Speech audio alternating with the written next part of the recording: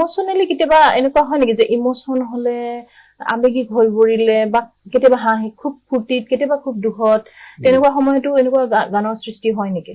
কাৰোবাৰ যোগেদি এটা গান লিখিবলৈ অনুৰোধ আমাৰ ওচৰলৈ আহে, আহি আমি তেওঁলোকৰ আকৌ কি ধৰণৰ গান এটা তেওঁলোকে আমাৰ পৰা আশা কৰিছে বা বিচাৰিছে আমি সেইটো জানিব লগা হয়। পৰো বুলি কোনেও কাৰো প্ৰেমত নপৰে, আলহী হৈ আহিম এদিন এনেকুৱা ধৰণৰ গীতসমূহ আচলতে খুব যথেষ্ট জনপ্ৰিয় গীত আছিলে সেইখিনি সময়ত।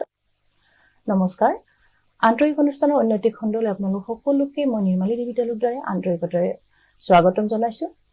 সমূহ অসমবাসী ৰাইজলৈ ৰাখী বন্ধনৰ শুভেচ্ছা জনাইছো। আজি আচলতে আমাৰ টেলিকাষ্টটো দেৰিকে যাব, কিন্তু মই ৰাখী বন্ধন দিনাখন আমাৰ টেলিকাষ্টটো আমি ৰেকৰ্ডিং কৰি আছো, গতিকে ৰাখী বন্ধনৰ সকলোলৈকে শুভেচ্ছা জনাইছো আৰু মোৰ অন্য এটি অনুষ্ঠান আৰম্ভ কৰিবলৈ বিচাৰিছো।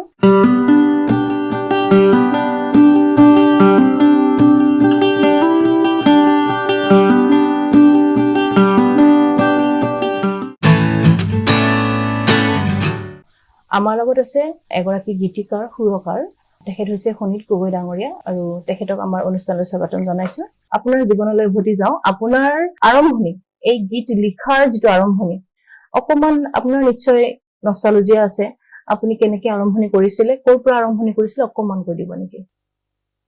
তাৰমানে মই আচলতে ক'বলৈ গ'লে পৰিৱেশৰ দ্বাৰা সৃষ্টি হোৱা এজন গীতিকাৰ বুলি এইটো কাৰণে কৈছো যে যথেষ্টখিনি গীত লিখিলো, ৰাইজে মোক গীতিকাৰ হিচাপে স্বীকৃতি দিয়ে নিদিয়ে মই নাজানো, কিন্তু কি হ'ল মই এনেকুৱা এটা পৰিৱেশত ডিব্ৰুগড় জিলাৰ মৰাণৰ পৰা 16 কিলোমিটাৰ মান ভিতৰত লেঙেৰী বুলি এখন একদম মানে ভোগালী গাঁৱত মই জন্ম হৈছিলো। মোৰ চৌপাশত সেই সময়তে মানে আমাৰ চুবুৰীটোতে বিশেষকৈ ক'বলৈ গ'লে এনেখিনি সমসাময়িক বন্ধু মই পাইছিলো, কিছু মোতকৈ অকণ ডাঙৰ, কিছু মোতকৈ অকণ সৰু বা একেবাৰে সমবয়সীয়া। আমি বিহু মাৰি ঘূৰি ফুৰিছিলো আৰু কোনোবা তাৰে কেইজন মানে কোনোবা ক্ষেত্ৰত পাৰ্গত আছিল আৰু তেওঁলোকৰ লগত লগ লাগি থাকিয়েই তেওঁলোকৰ কাৰণে কিবা এটা কৰিবলৈ লৈ আচলতে মই গান লিখিবলৈ আৰম্ভ কৰা মানুহ। তাৰ উপৰিও এটা কথা,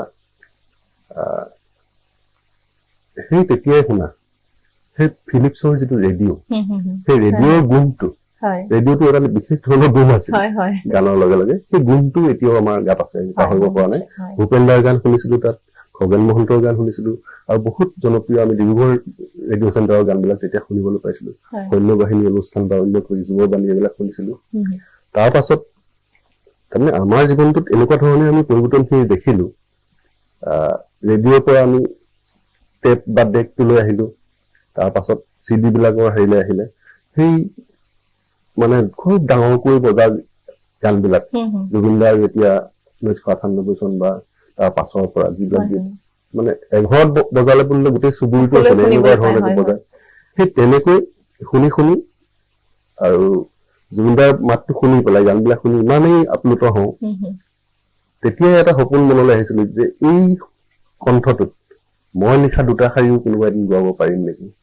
তেনেকেই আহিছিলো, কিন্তু প্ৰথম মোৰ চুবুৰীয়া বন্ধু প্ৰণৱ লুখুৰাখন, তেওঁ এজন খুব ভাল কণ্ঠশিল্পী, তেওঁৰ বাবে গান লিখি পেলাই মই আৰম্ভ কৰিছিলো।